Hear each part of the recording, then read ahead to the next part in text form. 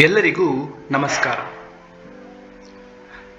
ಕರ್ನಾಟಕ ರಾಜ್ಯ ಮುಕ್ತ ವಿಶ್ವವಿದ್ಯಾನಿಲಯ MA ಇತಿಹಾಸ 3ನೇ ಸೆಮಿಸ್ಟರ್ ಪತ್ರಿಕೆ ಆಧುನಿಕ ಕರ್ನಾಟಕದಲ್ಲಿ ಸಾಹಿತ್ಯ ಚಳುವಳಿ. ಈ ಒಂದು ಪತ್ರಿಕೆಯಲ್ಲಿ ಕೇಳಿರುವ ಒಂದು ಬಹುಮುಖ್ಯವಾದ ಪ್ರಶ್ನೆ ಏನಪ್ಪಾ ಅಂದ್ರೆ, ಕವಿರಾಜ ಮಾರ್ಗದ ಚಾರಿತ್ರಿಕ ಮಹತ್ವವನ್ನು ತಿಳಿಸಿ ಅಂತ ಕೇಳಿದ್ದಾರೆ. ನೋಡಿ, ಕವಿರಾಜ ಮಾರ್ಗದ ಚಾರಿತ್ರಿಕ ಮಹತ್ವವನ್ನು ತಿಳ್ಕೋಬೇಕಾದ್ರೆ ನಮಗೆ ಕನ್ನಡ ಸಾಹಿತ್ಯದ ಇತಿಹಾಸ ಗೊತ್ತಿರಬೇಕು.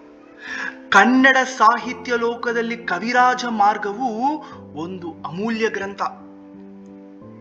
ಯಾಕಂದ್ರೆ ಲಭ್ಯವಿರುವ ಅತ್ಯಂತ ಪ್ರಾಚೀನ ಕನ್ನಡ ಕೃತಿ ಎಂಬ ಹೆಗ್ಗಳಿಕೆಗೆ ಪಾತ್ರವಾಗಿದೆ. ಇದು 9ನೇ ಶತಮಾನದ ರಾಷ್ಟ್ರಕೂಟ ರಾಜ ನೃಪತುಂಗ ಅಮೋಘ ವರ್ಷ ಅವನ ಆಶ್ರಯದಲ್ಲಿ ರಚಿತವಾದ ಕಾವ್ಯಶಾಸ್ತ್ರ ಗ್ರಂಥ. ಇದರ ರಚನೆ ಬಗ್ಗೆ ಕೆಲವು ವಿವಾದಾತ್ಮಕ ಹೇಳಿಕೆಗಳಿವೆ. ಕೆಲವು ವಿದ್ವಾಂಸರ ಪ್ರಕಾರ ಇದು ನೃಪತುಂಗನೇ ಬರೆದಿದ್ದಾನೆ ಅಂತ ಹೇಳಿರ್ತಾರೆ. ಇನ್ನು ಕೆಲವೊಂದು ಕಡೆ ಇದನ್ನು ಅವನ ಮಂತ್ರಿಯಾದ ಶ್ರೀ ವಿಜಯನು ಬರೆದಿದ್ದಾನೆಂದು ಕೆಲವು ಅಭಿಪ್ರಾಯಗಳಿದೆ. ಆದರೆ ಕನ್ನಡ ಭಾಷೆ, ಸಾಹಿತ್ಯ, ಸಂಸ್ಕೃತಿ ಮತ್ತು ಇತಿಹಾಸದ ಅಧ್ಯಯನದಲ್ಲಿ ಕವಿರಾಜ ಮಾರ್ಗಕ್ಕೆ ಅಪ್ರತಿಮ ಸ್ಥಾನವಿದೆ. ಕವಿರಾಜ ಮಾರ್ಗ ಅಂದ್ರೆ ಏನಪ್ಪಾ ಅಂತ ನೋಡ್ತಾ ಹೋದ್ರೆ ಅದು ಅದರ ಅರ್ಥವನ್ನು ನೀಡುತ್ತೆ. ಶ್ರೇಷ್ಠ ಕವಿಗಳ ಹಾದಿ ಎಂಬ ಒಂದು ಅರ್ಥವನ್ನು ಕೊಡುತ್ತೆ. ಇದೊಂದು ಅಲಂಕಾರ ಶಾಸ್ತ್ರ ಕೃತಿ. ಕನ್ನಡ ಕಾವ್ಯ ರಚನೆಯ ನಿಯಮಗಳು, ಗುಣದೋಷಗಳ ವಿವೇಚನೆ, ಕನ್ನಡ ಭಾಷಿಕ ಪ್ರದೇಶ ಮತ್ತು ಕವಿಗಳ ಪಟ್ಟಿ ಮೊದಲಾದ ಮಹತ್ವಗಳನ್ನು ಒಳಗೊಂಡಿದೆ. ಇದು ನೆನ್ಪಿಟ್ಕೊಳ್ಳಿ. ಹಾಗಾದ್ರೆ ಇದರ ಒಂದು ರಚನೆಯ ಕಾಲವನ್ನು ನಾವು ನೋಡ್ತಾ ಹೋದ್ರೆ ಕವಿರಾಜ ಮಾರ್ಗದ ರಚನಾ ಕಾಲ ಸಾಮಾನ್ಯವಾಗಿ ಸುಮಾರು ಕ್ರಿಸ್ತಶಕ 850 ಎಂದು ಕೆಲವು ವಿದ್ವಾಂಸರಿಂದ ನಿರ್ಧರಿಸಲಾಗಿದೆ. ಇದು ರಾಷ್ಟ್ರಕೂಟ ವಂಶದ ಅತ್ಯಂತ ಪ್ರಭಾವಿ ಅರಸ ನೃಪತುಂಗ ಅಮೋಘ ವರ್ಷನ ಆಳ್ವಿಕೆಯ ಕಾಲದಲ್ಲಿ ರಚಿತವಾಗಿದೆ. ಅಮೋಘ ವರ್ಷ ತಾನೇ ಒಬ್ಬ ಸಾಹಿತ್ಯ ಪ್ರೇಮಿ ಮತ್ತು ಪ್ರತಿಭಾವಂತ ಕವಿಯೂ ಸಹ ಆಗಿರ್ತಾನೆ.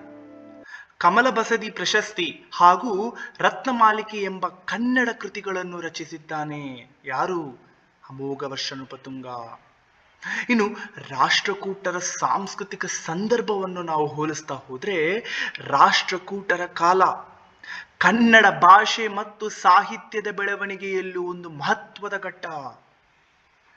ಸಂಸ್ಕೃತ ಸಾಹಿತ್ಯ ಪರಂಪರೆಯ ಪ್ರಭಾವ ತಮ್ಮ ಮೇಲೆ ಇದ್ದರೂ ಸಹ ಕನ್ನಡ ಭಾಷೆಯ ಗೌರವ ಮತ್ತು ಘನತೆಯನ್ನು ಉಳಿಸಿ ಬೆಳೆಸುವ ಸಂಕಲ್ಪದಿಂದ ಕವಿರಾಜ ಮಾರ್ಗ ರಚನೆಯಾಗುತ್ತೆ.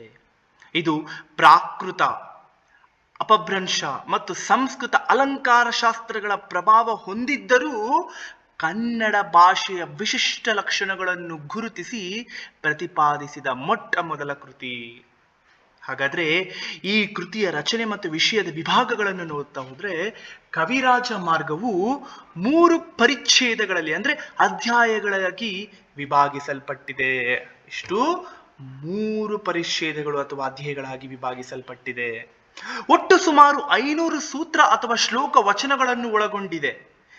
ಕೃತಿ ಮುಖ್ಯವಾಗಿ ಅಂದಿನ ಸಂಸ್ಕೃತ ಅಲಂಕಾರ ಶಾಸ್ತ್ರ ಪರಂಪರೆಯನ್ನು ಅನುಸರಿಸಿ ಕನ್ನಡ ಕಾವ್ಯಶಾಸ್ತ್ರವನ್ನು ರೂಪಿಸಿದೆ. ಸೊ 3 ಅಧ್ಯಾಯಗಳನ್ನು ಸಂಕ್ಷಿಪ್ತವಾಗಿ ನೋಡೋಣ. ಪ್ರಥಮ ಪರಿಚ್ಛೇದ ಅಥವಾ ಪ್ರಥಮ ಅಧ್ಯಯನದಲ್ಲಿ ಕನ್ನಡ ಭಾಷೆಯ ಪ್ರದೇಶ, ಕನ್ನಡ ಕವಿಗಳ ಪಟ್ಟಿ, ಕನ್ನಡ ಕಾವ್ಯದ ಗುಣದೋಷ, ವಿವೇಚನೆ ಮತ್ತು ಕಾವ್ಯಗಳ ಉದ್ದೇಶವನ್ನು ಕುರಿತು ಹೇಳಲಾಗಿದೆ.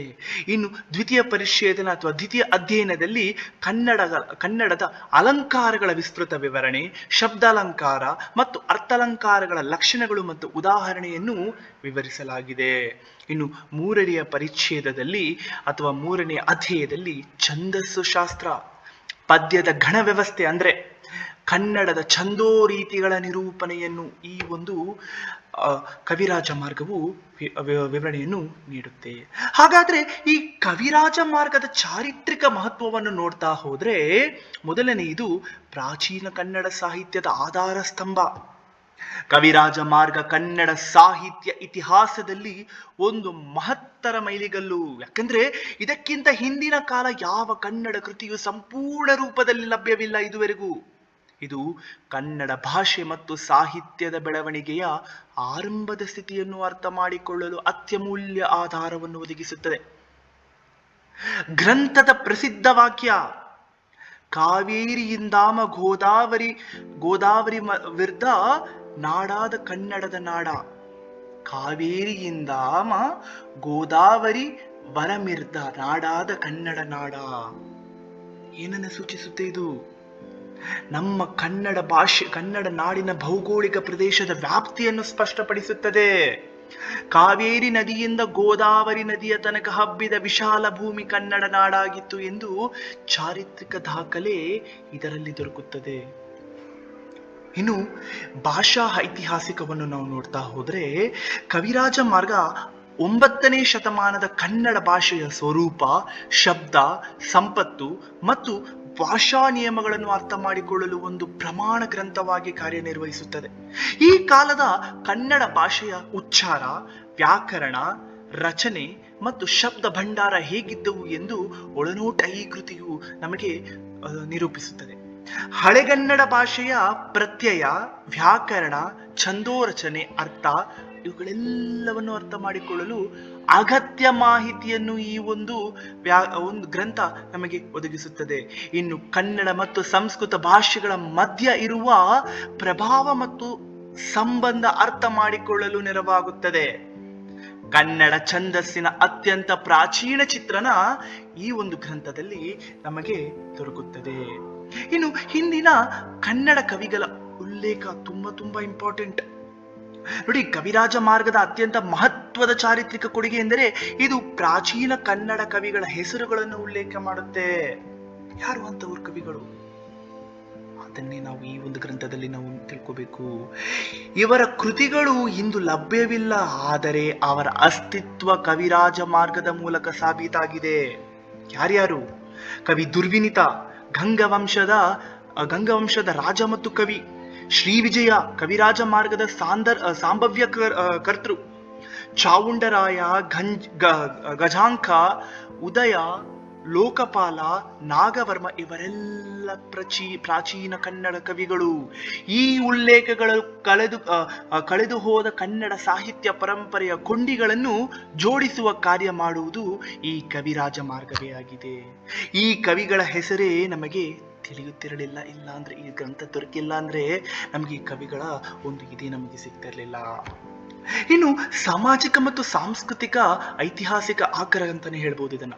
ಯಾಕಂದ್ರೆ ಕವಿರಾಜ ಮಾರ್ಗ ಕೇವಲ ಸಾಹಿತ್ಯ ಶಾಸ್ತ್ರ ಗ್ರಂಥ ಮಾತ್ರವಲ್ಲ, ಇದು 9ನೇ ಶತಮಾನದ ಕರ್ನಾಟಕದ ಸಾಮಾಜಿಕ, ರಾಜಕೀಯ ಮತ್ತು ಸಾಂಸ್ಕೃತಿಕ ಜೀವನದ ಚಿತ್ರಣ ನೀಡುವ ಒಂದು ಐತಿಹಾಸಿಕ ಆಕರ ಗ್ರಂಥ. ಈ ಕೃತಿಯಲ್ಲಿ ದೊರಕುವ ಮಾಹಿತಿ ಏನೆಂದರೆ ಕನ್ನಡ ನಾಡಿನ ಭೌಗೋಳಿಕ ವ್ಯಾಪ್ತಿ ಮತ್ತು ಆ ಕಾಲದ ಜನಜೀವನದ ವಿಧಾನದ ವಿವರ, ರಾಷ್ಟ್ರಕೂಟ ರಾಜಮನೆತನದ ಸಾಂಸ್ಕೃತಿಕ ಸಂರಕ್ಷಣೆ ಮತ್ತು ಸಾಹಿತ್ಯಿಕ ಪ್ರೋತ್ಸಾಹದ ಬಗ್ಗೆ ಮಾಹಿತಿಯನ್ನು ನೀಡುತ್ತೆ. ಅಂದಿನ ಕನ್ನಡ ಸಮಾಜದ ಶೈಕ್ಷಣಿಕ ಮತ್ತು ಬೌದ್ಧಿಕ ಮಟ್ಟವನ್ನು ಚಿತ್ರಣವನ್ನು ಸಹ ನಮಗೆ ನೀಡುತ್ತೆ.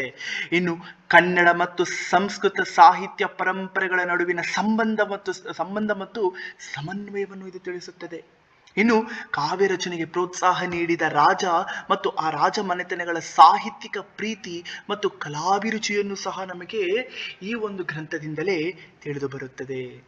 ಇನ್ನು ಕನ್ನಡದ ಅಲಂಕಾರ ಶಾಸ್ತ್ರದ ನಾಂದಿ ಅಂತಾನೆ ಹೇಳ್ಬೋದು ಈ ಗ್ರಂಥ. ಯಾಕಂದ್ರೆ ಭಾರತೀಯ ಸಾಹಿತ್ಯ ಶಾಸ್ತ್ರದ ಪರಂಪರೆಯಲ್ಲಿ ಭರತ ಮುನಿಯ ನಾಟ್ಯಶಾಸ್ತ್ರ, ದಂಡಿಯ ಕಾವ್ಯದರ್ಶ ಮತ್ತು ಬಾಹಮನ ಕಾವ್ಯಾಲಂಕಾರ ಮುಂತಾದ ಸಂಸ್ಕೃತ ಗ್ರಂಥಗಳ ಛಾಯೆಯಲ್ಲಿ ಕನ್ನಡಕ್ಕಾಗಿ ಮೊಟ್ಟ ಮೊದಲ ಬಾರಿ ಸ್ವತಂತ್ರ ಅಲಂಕಾರ ಶಾಸ್ತ್ರ ರಚನೆ ಮಾಡಲಾಯಿತು. ಕವಿರಾಜ ಮಾರ್ಗ ಸಂಸ್ಕೃತ ಶಾಸ್ತ್ರ ಸಂಪ್ರದಾಯವನ್ನು ಅನುಸರಿಸುತ್ತಲೇ ಕನ್ನಡ ಭಾಷೆಯ ವಿಶಿಷ್ಟ ಗುಣಗಳನ್ನು ಒಳಗೊಂಡ ಸ್ವತಂತ್ರ ಕನ್ನಡ ಶಾಸ್ತ್ರ ಅಂದರೆ ಸ್ವತಂತ್ರ ಅಲಂಕಾರ ಶಾಸ್ತ್ರವನ್ನು ರಚಿಸಿತು. ಇದು ಮುಂದಿನ ನಾಗವರ್ಮ, ಕೇಶಿರಾಜ ಮೊದಲಾದ ಕನ್ನಡ ಅಲಂಕಾರ ಶಾಸ್ತ್ರಕರಿಗೆ ಮಾದರಿಯಾಗಿಯೇ ಉಳಿಯಿತು ಮತ್ತು ಪ್ರೇರಣೆಯಾಗಿಯೇ ಉಳಿಯಿತು ಎಂದು ಹೇಳಬಹುದು ಅಲ್ವಾ. ಸೊ ಕನ್ನಡ ಛಂದಸ್ ಶಾಸ್ತ್ರದ ಆದಿಮೂಲ ಅಂತಾನೆ ಹೇಳ್ಬೋದು. ಯಾಕಂದ್ರೆ ಈ ಒಂದು ಛಂದಸ್ಸು ಶಾಸ್ತ್ರದ ಮೂಲಕ ನಾವು ಅನೇಕ ಕನ್ನಡ ಸಾಹಿತ್ಯದ ಒಂದು ಅಲಂಕಾರಗಳನ್ನು ನಾವು ಕಂಡುಕೊಂಡ್ವಿ ಅಲ್ವಾ. ಸೊ ಹಾಗೆಯೇ ಕವಿರಾಜ ಮಾರ್ಗದ ತೃತೀಯ ಪರಿಚ್ಛೇದನ ಕನ್ನಡ ಛಂದಸ್ಸಿನ ಬಗ್ಗೆ ವಿಸ್ತೃತ ವಿವರಣೆಯನ್ನು ನೀಡುತ್ತೆ. ಕನ್ನಡ ಛಂದೋ ಶಾಸ್ತ್ರದ ಆದ್ಯ ಕೃತಿ ಎಂದು ಈ ಕೃತಿಯನ್ನು ವಿವರಿಸಲಾಗಿದೆ. ಆರ್ಯ, ವೃತ್ತ, ಜಾತಿ ಮೊದಲಾದ ಛಂದೋ ವಿವರಣೆಗಳನ್ನು ಸಹ ಇದು ನೀಡುತ್ತೆ, ನೆನ್ಪಿಟ್ಕೊಳ್ಳಿ. ಸೊ ಹೀಗೆ ಕನ್ನಡ ಭಾಷೆಯ ಮತ್ತು ಕನ್ನಡ ಭಾಷೆಯ ಛಂದಸ್ಸು ಶಾಸ್ತ್ರದ ವಿವರಗಳನ್ನು ಮುಂದಿನ ಶತಮಾನಗಳ ಕನ್ನಡ ಕಾವ್ಯ ರಚನೆಗೆ ಇದು ಒಂದು ಅಧ್ಯಯನಕ್ಕೆ ಆಧಾರವಾಗಿಯೇ ಉಳಿಯುತ್ತೆ. ಇನ್ನು ರಾಜಕೀಯ ಮತ್ತು ಆಡಳಿತವನ್ನು ನಾವು ನೋಡ್ತಾ ಹೋದ್ರೆ ಇದು ನಮಗೆ ಅನೇಕ ಒಂದು ವಿವರಣೆಯನ್ನು ನೀಡುತ್ತೆ. ಕವಿರಾಜ ಮಾರ್ಗ ರಾಷ್ಟ್ರಕೂಟ ರಾಜರ ಅಮೋಘ ವರ್ಷ ನೃಪತುಂಗನ ಆಳ್ವಿಕೆಯ ಕಾಲದ ರಾಜಕೀಯ ಚಿತ್ರಣ ನೀಡುವುದರ ಜೊತೆಗೆ ಅವನು ತನ್ನ ಕವಿರಾಜ ಬಿರುದಿನ ಮೂಲಕ ಸಾಹಿತ್ಯದಲ್ಲಿ ತನ್ನ ಆಳ್ವಿಕೆಯ, ನೆನ್ಪಿಟ್ಕೊಳ್ಳಿ, ಸಾಹಿತ್ಯದಲ್ಲಿ ತನ್ನ ಆಳ್ವಿಕೆಯ ಘನತೆಯನ್ನು ಹೆಚ್ಚಿಸಿಕೊಳ್ತಾನೆ. ಗ್ರಂಥ ಮಾನ್ಯಕೇತ ಅಂದ್ರೆ ಮಲಕೇಡ ರಾಜಧಾನಿಯ ಉಲ್ಲೇಖ ಮಾಡಿ ರಾಷ್ಟ್ರಕೂಟ ರಾಜ್ಯದ ವ್ಯಾಪ್ತಿ ಮತ್ತು ಸಾಂಸ್ಕೃತಿಕ ನೀತಿಗಳನ್ನು ಅರ್ಥ ಮಾಡಿಕೊಳ್ಳಲು ನಮಗೆ ನೆರವಾಗುತ್ತದೆ. ಇನ್ನು ಕನ್ನಡ ಭಾಷೆಯ ಸ್ವಾಯತ್ತತೆಯ ಘೋಷಣೆ, ಏನಿದರ ಅರ್ಥ? ಕನ್ನಡ ಭಾಷೆಯ ಸ್ವಾಯತ್ತತೆಯ ಘೋಷಣೆ ನೋಡಿ. ಕವಿರಾಜ ಮಾರ್ಗ ಕನ್ನಡ ಭಾಷೆಯ ಸ್ವಾಭಿಮಾನ ಮತ್ತು ಸ್ವಾಯತ್ತತೆಯ ಘೋಷಣೆ ಎಂದು ಹೇಳಬಹುದು. ಸಂಸ್ಕೃತ ಪ್ರಾಬಲ್ಯ ಕಾಲದಲ್ಲಿ ಕನ್ನಡ ಭಾಷೆಯೂ ಒಂದು ಸ್ವತಂತ್ರ ಅಭಿವ್ಯಕ್ತಿ ಮಾಧ್ಯಮ ಎಂದು ಸಾರಿದ ಕೃತಿ ಇದು. ಕನ್ನಡ ನಾಡ ಎಂಬ ಪರಿಕಲ್ಪನೆ ಮತ್ತು ಕನ್ನಡ ಭಾಷಾ ಆಕಸ್ಮಿತೆಯ ಮೊದಲ ಸ್ಪಷ್ಟ ಘೋಷಣೆ ಈ ಗ್ರಂಥದಲ್ಲಿ ಕಂಡುಬರುತ್ತದೆ. ಮುಂದಿನ ಕನ್ನಡ ಸಾಹಿತ್ಯ ಪರಂಪರೆಗೆ ಕೊಡುಗೆಯನ್ನು ಬಿಟ್ಟೋಗಿದೆ ಅಂತಲೇ ಹೇಳ್ಬೋದು. ಯಾಕಂದ್ರೆ ನಾಗವರ್ಮ ರಚಿಸಿದ ಕಾವ್ಯಲೋಕನ ಮತ್ತು ಛಂದೋಬುದ್ಧಿ ಕವಿರಾಜ ಮಾರ್ಗದ ಪ್ರೇರಣೆಯಿಂದ ರಚಿತವಾಗಿರುತ್ತೆ. ಇನ್ನು ಕೇಶಿರಾಜನ ಶಬ್ದಮಣಿ ದರ್ಪಣ ಕನ್ನಡ ವ್ಯಾಕರಣ ಪರಂಪರೆಯಲ್ಲಿ ಕವಿರಾಜ ಮಾರ್ಗದ ಭಾಷಾ ಚಿಂತನೆಯೇ ಮುಂದುವರೆದ ನಿದರ್ಶನ. ಇನ್ನು ಆದಿಕವಿ ಪಂಪ, ರನ್ನ, ಪೊನ್ನ ಮೊದಲಾದ 3 ರತ್ನತ್ರಯಗಳ ಕಾವ್ಯ ರಚನೆಗೆ ಕವಿರಾಜ ಮಾರ್ಗ ಕಾವ್ಯ ಸಿದ್ಧಾಂತಗಳು ಮತ್ತು ಅದರ ಅಂಶಗಳನ್ನು ಅಳವಡಿಸಿಕೊಂಡಿದೆ. ಇನ್ನು ಕನ್ನಡ ಸಾಹಿತ್ಯ ಪ್ರಶಸ್ತಿ ಮತ್ತು ಕಾವ್ಯ ಮೌಲ್ಯ ನಿರ್ಣಯಗಳಲ್ಲಿ ಕವಿರಾಜ ಮಾರ್ಗ ಒಂದು ಮಾನದಂಡ ಗ್ರಂಥವಾಗಿ ಮುಂದಿನ ತಲೆಮಾರಿಗೆ ಬಳಸಿಕೊಳ್ಳಲಾಗಿದೆ, ನೆನ್ಪಿಟ್ಕೊಳ್ಳಿ. ಇನ್ನು ವಿಶೇಷ ಪ್ರಾಮುಖ್ಯತೆ ಅಂತ ನೋಡ್ತಾ ಹೋದ್ರೆ ಪ್ರಸಿದ್ಧ ವಾಕ್ಯ, ಕವಿರಾಜ ಮಾರ್ಗದಲ್ಲಿ ಕೆಲವು ವಾಕ್ಯಗಳು ಚಾರಿತ್ರಿಕ ದೃಷ್ಟಿಯಿಂದ ಅತ್ಯಂತ ಮಹತ್ವ ಪಡೆದಿದೆ. ಕಾವೇರಿಯಿಂದಾಮ ಗೋದಾವರಿ ವರಮಿರ್ದ ನಾಡಾದ ಕನ್ನಡ ನಾಡ ಅಂದ್ರೆ ಈ ಸಾಲು ಕನ್ನಡ ನಾಡಿನ ಭೌಗೋಳಿಕ ವ್ಯಾಪ್ತಿಯನ್ನು ಸ್ಪಷ್ಟವಾಗಿ ಗುರುತಿಸಿದ ಚಾರಿತ್ರಿಕ ಹೇಳಿಕೆ. ಕರ್ನಾಟಕ ರಾಜ್ಯದ ಸ್ಥಾಪನೆಗೆ ಆ ಸಂದರ್ಭದಲ್ಲಿ ಈ ಕಾವ್ಯ ಕನ್ನಡ ನಾಡಿನ ಸ್ವಾಯತ್ತತೆಯ ಅಸ್ತಿತ್ವವನ್ನು ಆಧಾರವಾಗಿ ಒದಗಿಸುತ್ತದೆ ಅಲ್ವಾ. ಸೊ ಹೀಗೆ ನಾವು ಈ ಒಂದು ಭಾಷೆಯನ್ನು ಕುರಿತು ನೋಡ್ತಾ ಹೋಗ್ತೀವಿ. ಇನ್ನು ಸಂಶೋಧನಾ ದೃಷ್ಟಿಯಿಂದ ನೋಡ್ತಾ ಹೋದ್ರೆ ಆಧುನಿಕ ಕನ್ನಡ ಭಾಷಾ ಸಂಶೋಧಕರಿಗೆ ಕವಿರಾಜ ಮಾರ್ಗ ಒಂದು ಅಗಣಿತ ಮಹತ್ವದ ಆಕಾರ ಗ್ರಂಥ.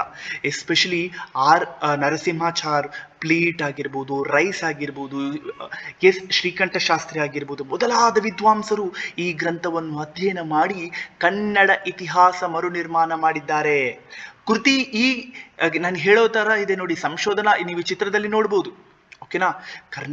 ಕನ್ನಡ ಭಾಷಾ ಸಾಹಿತ್ಯದ ಅಥವಾ ಕನ್ನಡ ಭಾಷಾ ಇತಿಹಾಸ ಮತ್ತು ಶಾಸ್ತ್ರೀಯ ಭಾಷೆಗೆ ಮಾನ್ಯತೆ ನಿರ್ಧಾರ ನೀಡುತ್ತೆ. ಕರ್ನಾಟಕ ಇತಿಹಾಸ ಮತ್ತು ಭೌಗೋಳಿಕ ವ್ಯಾಪ್ತಿಯನ್ನು ನಿರ್ಧರಿಸುತ್ತೆ. ಪ್ರಾಚೀನ ಕನ್ನಡ ಸಾಹಿತ್ಯ ಪರಂಪರೆಯ ಪುನರ್ರಚಿಸುವಲ್ಲಿ ಇದು ನಮಗೆ ಸಹಾಯ ಮಾಡುತ್ತೆ. ಇನ್ನು ರಾಷ್ಟ್ರಕೂಟ ನೆನ್ಪಿಟ್ಕೊಳ್ಳಿ, ಇನ್ನು ರಾಷ್ಟ್ರಕೂಟ ಕಾಲದ ಸಾಂಸ್ಕೃತಿಕ ಮತ್ತು ಆಡಳಿತ ಇತಿಹಾಸವನ್ನು ಸಹ ನೀಡುತ್ತೆ. ಇನ್ನು ದ್ರಾವಿಡ ಭಾಷೆಗಳ ತುಲನಾತ್ಮಕ ಅಧ್ಯಯನ ನೋಡಿ, ಇಲ್ಲಿ ನಾವು ತಿಳ್ಕೊಬೇಕಾಗಿರೋದು ಇನ್ನೊಂದು ಮುಖ್ಯ ವಿಷಯ ಏನಪ್ಪಾ ಅಂದ್ರೆ, ಕನ್ನಡಕ್ಕೆ ಶಾಸ್ತ್ರೀಯ ಭಾಷೆ ಮಾನ್ಯತೆಗೆ ಕೊಡಲು ಮುಖ್ಯ ಕಾರಣ ಈ ಕವಿರಾಜ ಮಾರ್ಗನೇ. 2008ರಲ್ಲಿ ಕೇಂದ್ರ ಸರ್ಕಾರ ಕನ್ನಡ ಭಾಷೆಗೆ ಭಾರತ ಸರ್ಕಾರ ಶಾಸ್ತ್ರೀಯ ಭಾಷೆಯ ಮಾನ್ಯತೆ ನೀಡಿದಾಗ ಆ ನಿರ್ಧಾರ ಒಂದು ಪ್ರಮುಖ ಆಧಾರವಾಗಿ ಕವಿರಾಜ ಮಾರ್ಗ ನಿಂತಿತು. ಯಾಕಂದ್ರೆ ಒಂದು ಭಾಷೆಗೆ ಶಾಸ್ತ್ರೀಯ ಮಾನ್ಯತೆ ನೀಡಬೇಕೆಂದ್ರೆ ಆ ಭಾಷೆ ಅಟ್ಲೀಸ್ಟ್ 1500 ವರ್ಷಗಳ ಪ್ರಾಚೀನ ಸಾಹಿತ್ಯ ಪರಂಪರೆಯ ಅಗತ್ಯವಿರಬೇಕು. ಕವಿರಾಜ ಮಾರ್ಗ 9ನೇ ಶತಮಾನದ ಕೃತಿ ಮತ್ತು ಅದರಲ್ಲಿ ಉಲ್ಲೇಖಿಸಿದ ಇನ್ನು ಹಿಂದಿನ ಕವಿಗಳ ಸಂದರ್ಭ ಕನ್ನಡ ಭಾಷೆಯ ಪ್ರಾಚೀನತೆಯನ್ನು ಸಾಬೀತು ಮಾಡಲು ಬಲವಾದ ಸಾಕ್ಷ್ಯವನ್ನೇ ಒದಗಿಸಿತು.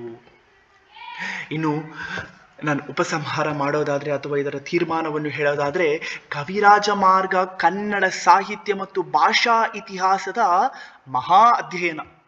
ಇದು ಒಂದೇ ಸಾಲಿನಲ್ಲಿ ಕನ್ನಡ ನಾಡಿನ ಭೌಗೋಳಿಕ, ಸಾಂಸ್ಕೃತಿಕ, ಭಾಷಿಕ ಮತ್ತು ಸಾಹಿತ್ಯಿಕ ಆಕಸ್ಮಿಕತೆಯನ್ನು ಸ್ಥಾಪಿಸಿ ಭವಿಷ್ಯದ ತಲೆಮಾರಿಗಾಗಿ ದಾಖಲಿಸಿದ ಅಮೂಲ್ಯ ಕೃತಿ. ಇದರ ಚಾರಿತ್ರಿಕ ಮಹತ್ವ ಕೇವಲ ಸಾಹಿತ್ಯಿಕ ಶಾಸ್ತ್ರದ ಚೌಕಟ್ಟನ್ನು ಮೀರಿ ಭಾಷಾ, ಸಾಂಸ್ಕೃತಿಕ, ರಾಜಕೀಯ ಮತ್ತು ಸಾಮಾಜಿಕ ಇತಿಹಾಸದ ಅಧ್ಯಯನದಲ್ಲೂ ವ್ಯಾಪಿಸಿದೆ. ಕನ್ನಡ ಭಾಷೆ ಮಾತನಾಡುವ ನಾಡಿನ ವ್ಯಾಖ್ಯಾನ, ಪ್ರಾಚೀನ ಕವಿಗಳ ದಾಖಲೆ, ಅಲಂಕಾರ ಶಾಸ್ತ್ರದ ನಾಂದಿ, ಛಂದೋಶಾಸ್ತ್ರದ ಆಧಾರ ಮತ್ತು ಕನ್ನಡ ಭಾಷಾ ಸ್ವಾಭಿಮಾನ ಮೊದಲಾದ ಉದ್ಘೋಷ ಅಲ್ವಾ, ಇವೆಲ್ಲವೂ ಕವಿರಾಜ ಮಾರ್ಗದ ಕೊಡುಗೆಗಳು. ಆದ್ದರಿಂದ ಕವಿರಾಜ ಮಾರ್ಗ ಕನ್ನಡ ಸಾಹಿತ್ಯ ಮತ್ತು ಸಂಸ್ಕೃತಿಯ ಆದಿಮೂಲ ಅಂತಾನೆ ಹೇಳ್ತೀನಿ ನಾನು, ಮತ್ತು ಜ್ಞಾನದ ಭಂಡಾರ ಎಂದು ಗೌರವದಿಂದ ಸ್ಮರಿಸಿಕೊಳ್ಳಬಹುದು ಒಂದು ಗ್ರಂಥ.